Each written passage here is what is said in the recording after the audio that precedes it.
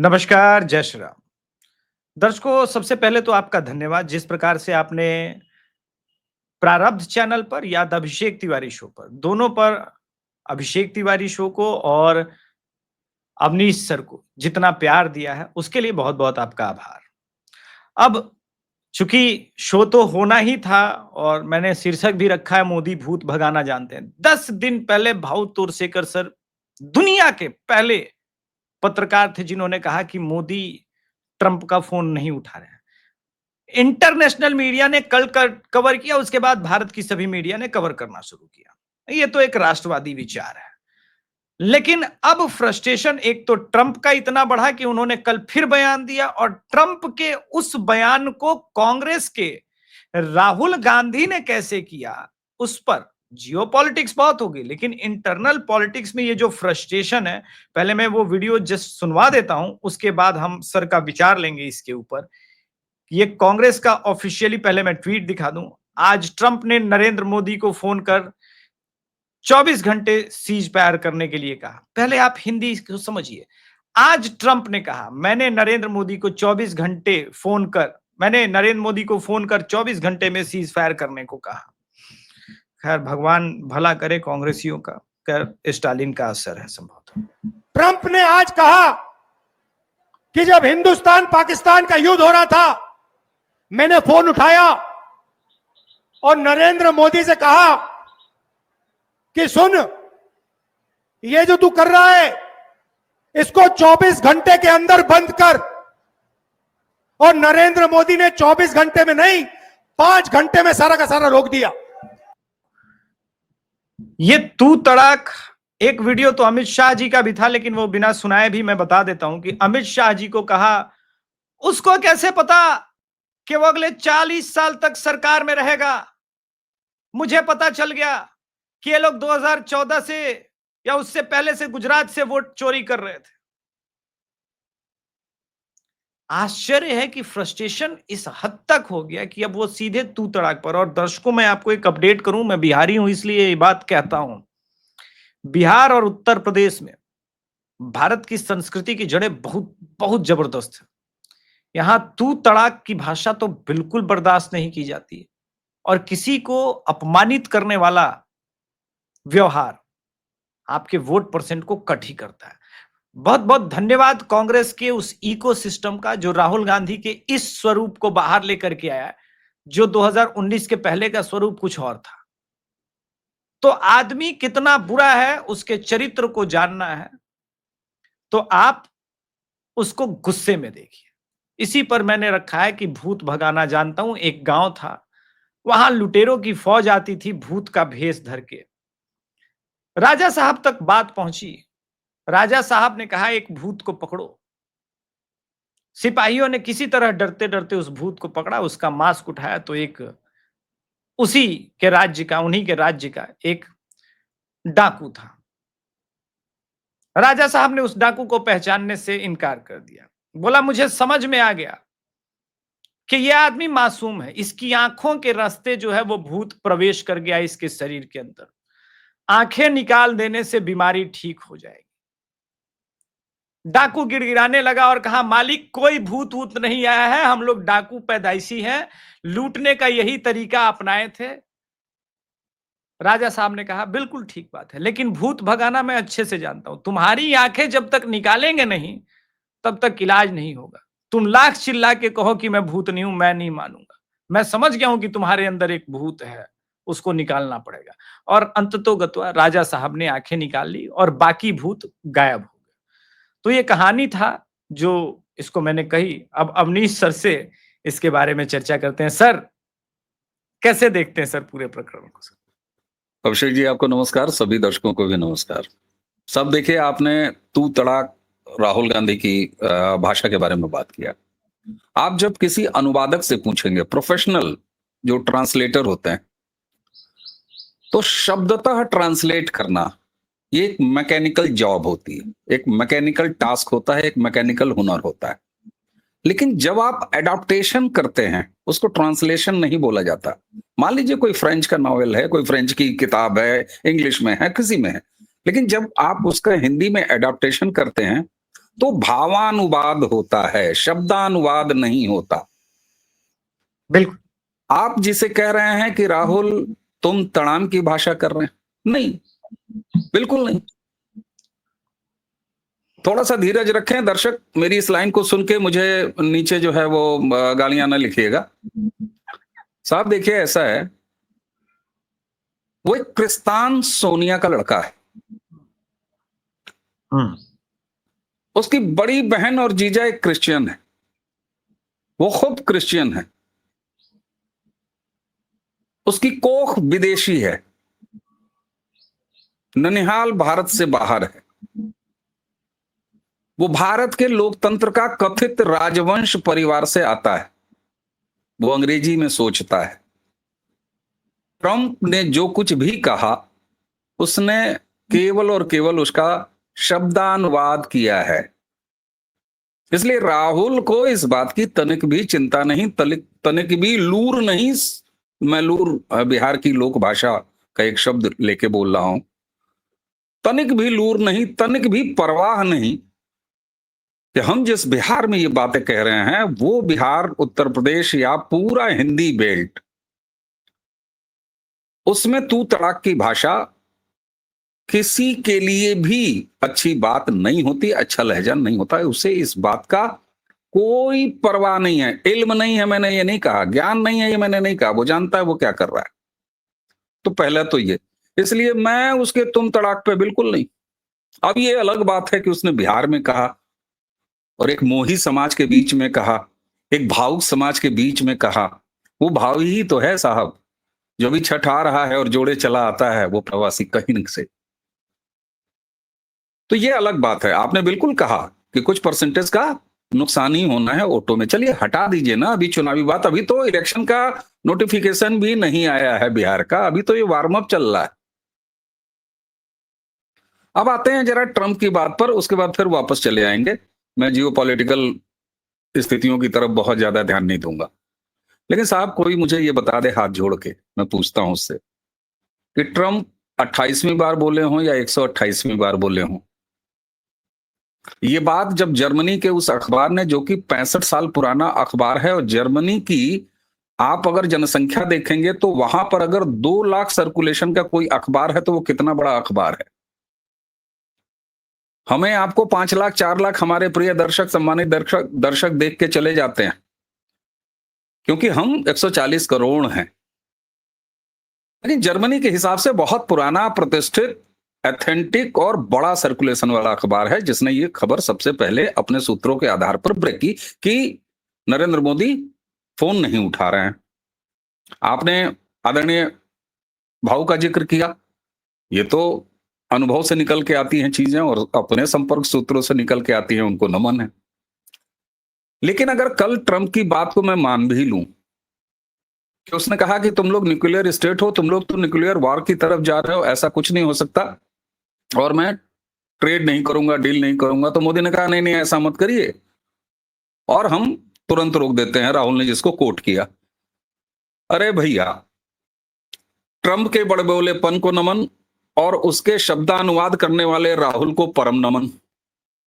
एक सिंपल सा लॉजिक देता हूं अभिषेक जी, कि अगर युद्ध रोकने और युद्ध विराम की एकमात्र शर्त थी तो उनके हिसाब से युद्ध तो रोक दिया मोदी ने, जिसका वो श्रेय ले रहे हैं।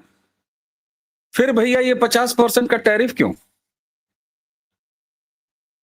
फिर ये 50% का टैरिफ क्यों? ऐसे थोड़ी ना हो सकता है कि तुम्हारी बात भी मान ली मोदी ने और फिर तुम लगा रहे हो टैरिफ। तो ये बात तो जैसे नहीं, हम लोग कहते हैं लोक में कि कट्टम कुट्टी हो जाती है मैथ में, कि इसने इसको काट दिया, इसने इसको काट दिया, बात हजम खत्म बराबर। तो ये लॉजिक तो मतलब एक सिंपल सा लॉजिक आप लगाइए और ये बात पूरी खराब हो जाती है।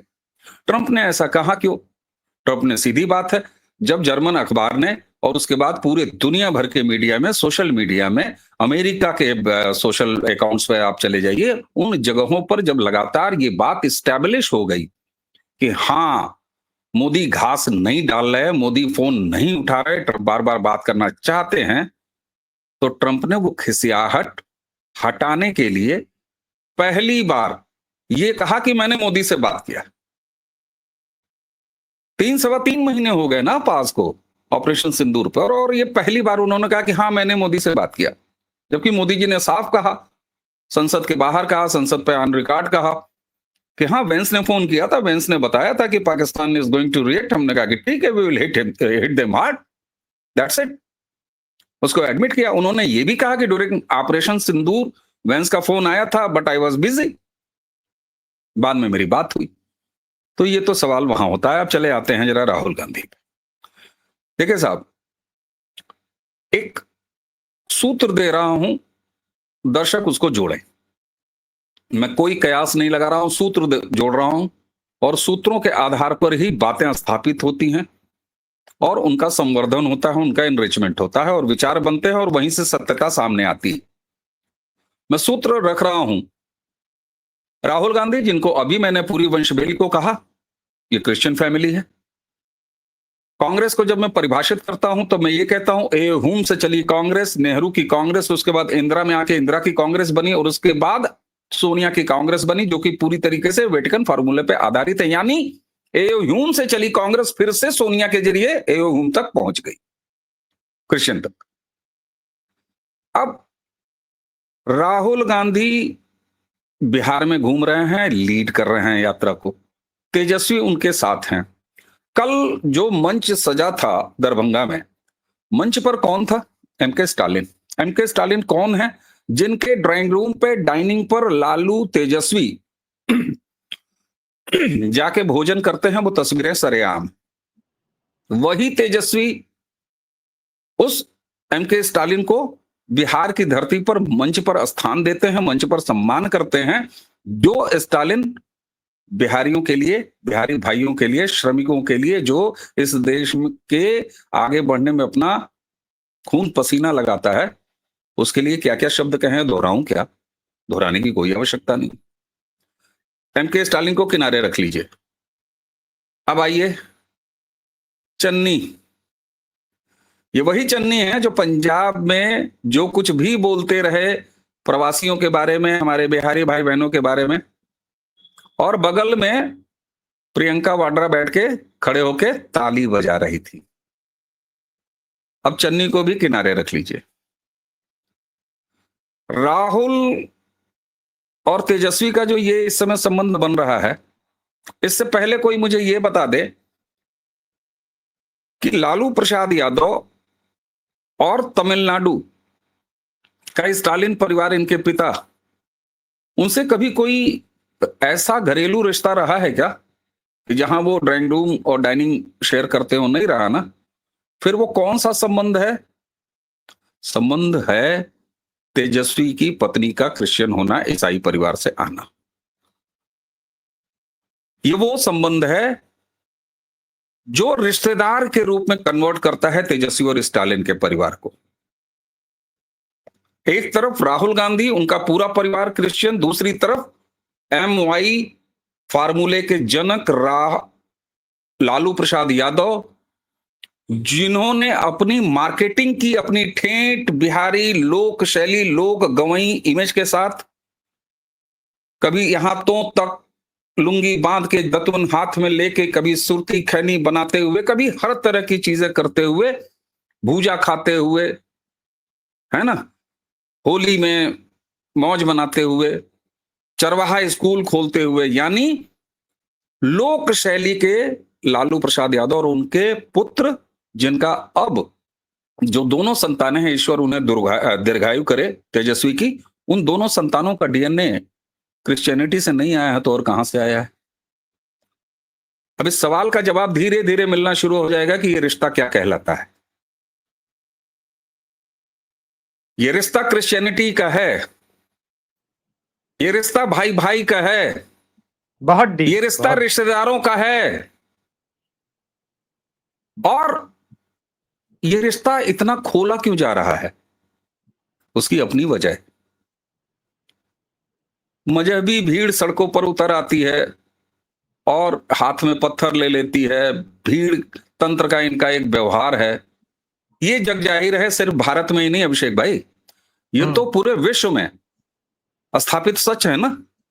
हम्म। ये मजहबी भीड़ कहीं भी निकल आती है, चाहे वो यूके हो, फ्रांस हो, जर्मनी हो, भारत हो, अपने इनके यहाँ हो, अफगानिस्तान हो, पाकिस्तान हो, सीरिया हो, कहीं भी। हम्म। लेकिन क्रिश्चियनिटी मिशनरीज बड़े खामोशी से अपना काम करती है। चन्नी कौन है? Crypto Christian. बिल्कुल। चन्नी रेवंत रेड्डी क्यों? की वही। अरे मैंने इसीलिए कहा कि सूत्र देखिए, एक सूत्र आपने दे दिया, इन बिंदुओं को जोड़िए, आपको ये रिश्ता क्या कहलाता है इसका जवाब मिलना शुरू हो जाएगा। और जवाब एकदम सच है, स्थापित है। अब क्यों? जब तक इस बात का जवाब मैं न दे दूं तब तक मेरी बात को दर्शकों मानिएगा मत। ऐसा इसलिए क्योंकि ईसाई मिशनरियां सीमांचल पर जब डेमोग्राफी चेंज होने की बात करते हैं प्रधानमंत्री लाल किले की प्राचीर से, तो उन्होंने किसी मजहब का नाम लिया था क्या? नहीं। क्या ये सच नहीं है कि बड़े श्रूड, बड़े स्मार्ट और बड़े डेंजरस, सॉफ्ट डेंजरस तरीके से पूरे विश्व में अगर कोई धर्मांतरण कराने के लिए जाना जाता है तो ईसाई मिशनरियां जानी जाती। बिल्कुल। झारखंड की तस्वीर बदल दी गई साहब।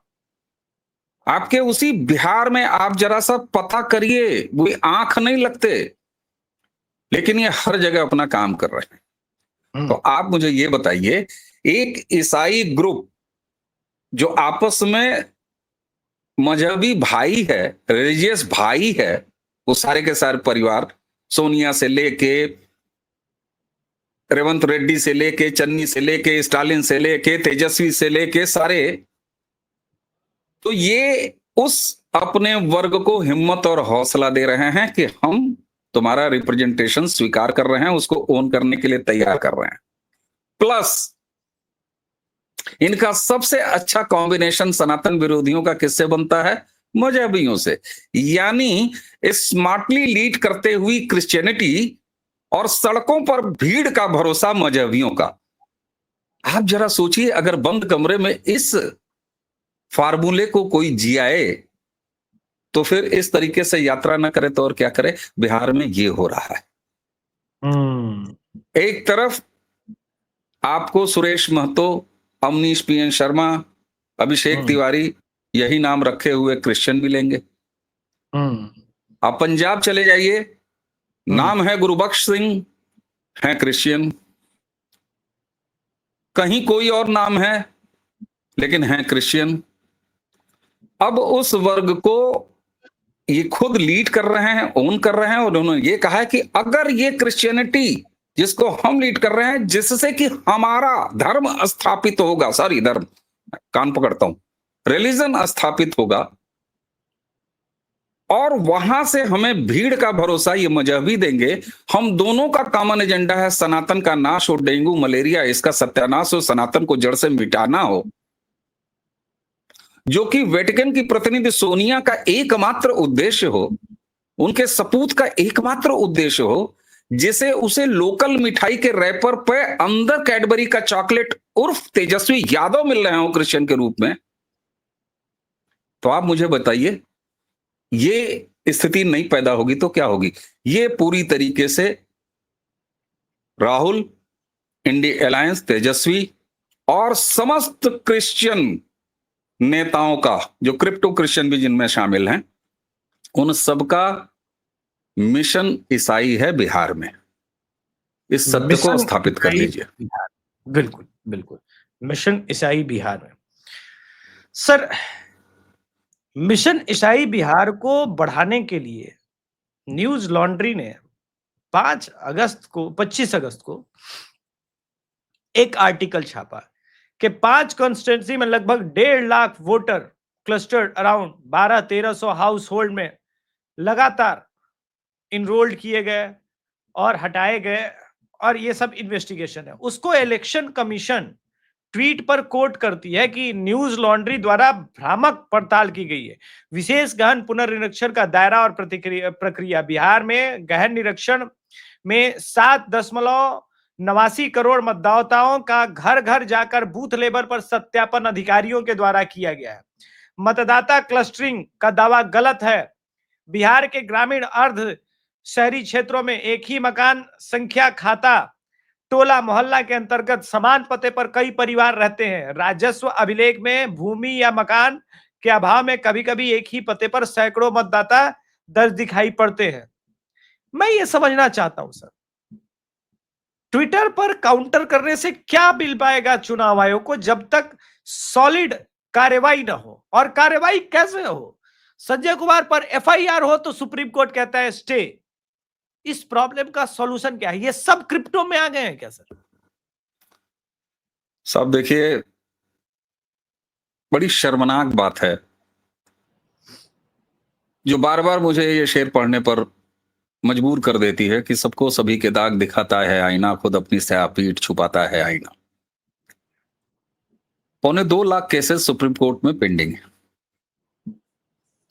सुप्रीम कोर्ट का कभी काम इस देश में मुकदमा सुन के फैसला देना नहीं रहा है। संविधान की व्याख्या मात्र संवैधानिक दायित्व है सुप्रीम कोर्ट का, लेकिन समय के साथ इसको मजाक बनाया उन लोगों ने जो हर बात पर कहते हैं कि हमारी अवमानना करने की तुम्हारी हिम्मत कैसे।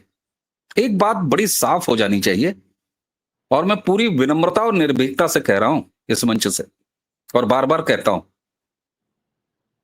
अगर किसी को संज्ञान लेना हो तो मुझे अवमानना के दायरे में ले आए, मैं तैयार हूं। लेकिन हकीकत क्या ये नहीं है कि भारत के किसी भी और सरकारी सेवा की तरह न्यायिक सेवा भी हमारे टैक्स पेयर्स के पैसों पर सुविधा और तनख्वाह लेती हुई कर्मचारी है, सरकारी कर्मचारी है। इसके अलावा कोई और वैधानिक पहचान हो तो बता दी। नहीं, और कोई आपके काम के बारे में, हम जब आपके काम के बारे में पूछते हैं या आप पर जब सवाल उठाते हैं और आपके कर्म के आधार पर सवाल उठाते हैं, तो आप हमें कोड ऑफ कंटेम्प्ट का झंडा लहरा के दिखाते हैं। खैर देखिए साहब, ये काकस इतना बड़ा है कि इसने सोनिया गांधी की भारत की राजनीति में एंट्री कराने के बाद से पूरी सत्ता चलाई है। और जातीय मजहबी पहचान के लिए अब कितनी आतुरता खुद न्यायपालिका में पहुंच चुकी है। एक दूसरे संदर्भ में सबसे हालिया उदाहरण मैं वर्तमान chief justice of India Gavai साहब का देता हूं। शपथ लेने और पद ग्रहण करने से पहले इन्होंने एक अखबार के कार्यक्रम में, एक सेमिनार में कहा कि मैं इस देश का पहला बौद्ध चीफ जस्टिस ऑफ इंडिया हूं। आप कह सकते हैं, और मैं एक अदना सा व्यक्ति, हमारे दर्शक करोड़ों करोड़ों भारतीय अगर कहें कि गर्व से कहता हूं मैं हिंदू हूं, तो हम कम्युनल हैं। आप इस देश की न्यायपालिका के सर्वोच्च पद पर आसीन होने के लिए चुन लिए गए हैं, शपथ आपकी बाकी है, और आप कहते हैं कि मैं इस देश का पहला बौद्ध सीजेआई हूं। तो तेरा कुत्ता टॉमी, मेरा कुत्ता कुत्ता है? ऐसे होता है क्या? कैसे होता है क्या? ऐसे नहीं होता। बिल्कुल हो रहा है। और इसीलिए सीना तान के भारत का मतदाता कहता है, आदरणीय प्रधानमंत्री जी, तीसरे टर्म के प्रधानमंत्री जी, इस देश की न्यायपालिका में सुधार अभी बाकी है, वो काम अभी बाकी है, वो पेंडिंग लिस्ट में हम लिख के रखे हैं। इसलिए चौथी, पांचवी, छठी बार आपकी सरकार ले आएंगे, आपके पार्टी की सरकार ले आएंगे। और बोलिए। मेरे एक मित्र ने बहुत पहले मजाक में कहा था कि यार ये 15 लाख कब आएंगे खाते में, 15 लाख कब आएंगे खाते में, 15 लाख कब आएंगे। बोले इसीलिए तो बार बार मोदी को ला रही है जनता कि भैया 15 लाख कब आएंगे, 15 लाख कब आएंगे, 15 लाख कब आएंगे। चलो पहले बार में नहीं आए, दूसरी बार में आ जाएंगे, दूसरी नहीं तीसरी बार में आ जाएंगे। मैं कहता हूं ये वो सरकार है जिसने हमें आशा और अपना कमिटमेंट दिखाया है पहले टर्म में 2014 से 19 वाले में, जब लॉ कमीशन ने बाकायदा इस पे इनिशिएटिव लिया, सुप्रीम कोर्ट ने उस पर पलटा, सरकार ठंडा होकर, मैंने फिर कहा नरेंद्र मोदी बहुत ठंडा करके खाते हैं साहब, इतना ठंडा करके खाते हैं कि दांत कोट हो जाए। वो भोजपुरी में कहा जाता है दांत कोट हो जाए। सरकार ने उचित समय का इंतजार किया और उसे वापस ले गए। लेकिन यह भी बात सही है ना कि जो पार्टी 40 साल राम मंदिर आंदोलन की शुरुआत भी की, उसे राष्ट्रीय विमर्श का मुद्दा भी बनाया, उसे क्रांति भी भारत में अगर इस एरा की सबसे सफल और महत्वपूर्ण क्रांति रही तो वो श्री राम जन्मभूमि मुक्ति आंदोलन था। बिल्कुल। और आज वो परिवर्तित हुआ इस सफलता से कि आज वहां पर श्री राम लला का मंदिर विराजमान है। जिस पार्टी ने 40 साल इस बात को लिख लिख के अपने घोषणा पत्र में चुनाव लड़ा कि सरकार बनने पर श्री राम जन्मभूमि मंदिर पर भव्य मंदिर निर्माण का मार्ग प्रशस्त करेंगे और करके दिखाया, तो हमें इस बात की, इसीलिए मैं कहता हूं कि साहब ये चेकलिस्ट है मोदी जी, अभी ये काम बाकी है। एक देश एक चुनाव काम बाकी है, समान नागरिक आचार संहिता काम बाकी है, लेकिन न्याय सुधार भी अभी बाकी है।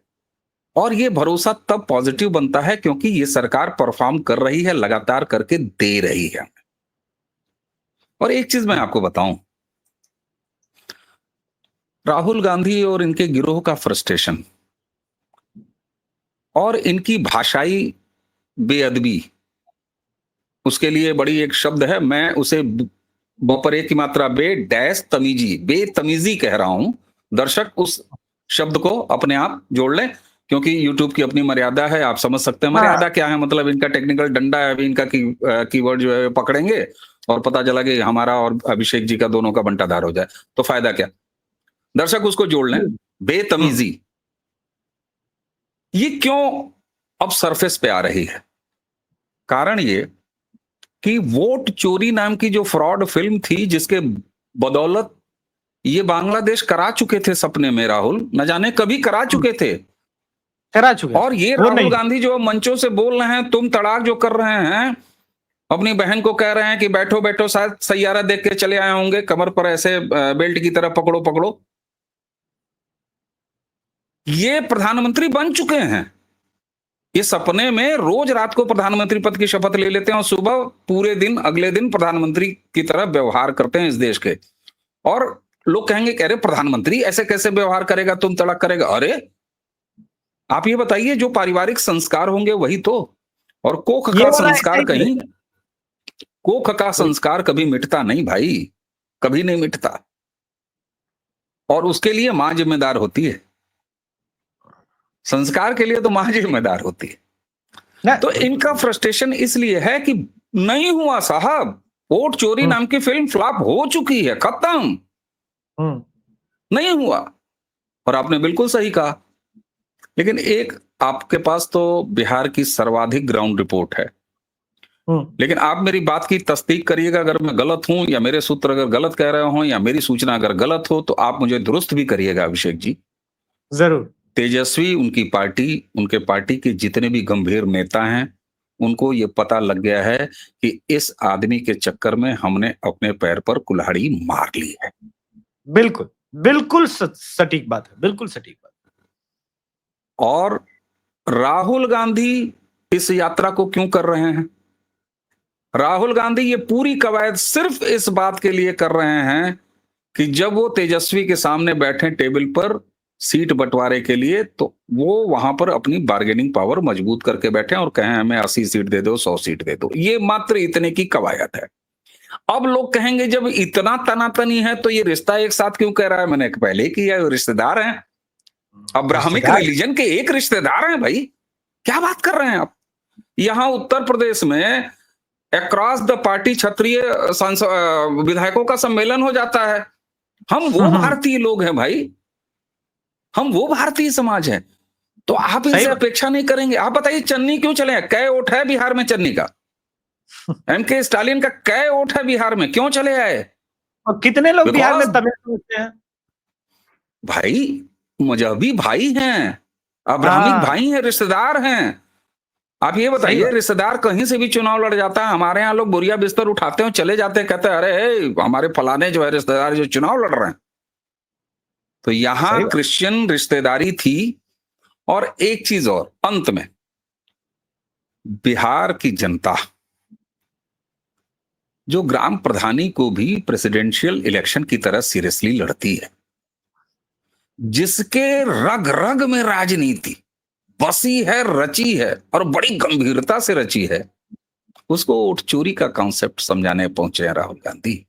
लोग मजा ले रहा है साहब, और मजा लेके बड़े आराम से इस बात को अंदर अंदर आपको अंडर करंट, और मैं अब मुझे लगने लगा है 2-2.5-3 महीने पहले तक मैं तेजस्वी के बढ़ते प्रभाव को देख के थोड़ा भाजपा वालों पर खिसियाता था कि ये लेट क्यों हो रहे हैं। लेकिन अब आपको बताऊं अभिषेक जी, मुझे कहने में तनिक भी संकोच नहीं है कि अगर हाई टाइम लो परफॉर्मेंस आरजेडी का अगर निकल के चला है इस विधानसभा चुनाव में, तो कोई अचरज की बात नहीं है। और राहुल के कीसे में तो कुछ है ही नहीं है कांग्रेस के कीसे में। और तो और ओवैसी ने अपने पार्टी के कार्यकर्ताओं से पोस्टर लहरवा दिया बिल्कुल कि भाई वोट हमारा, सरकार तुम्हारी, ऐसे थोड़ी ना चलेगा।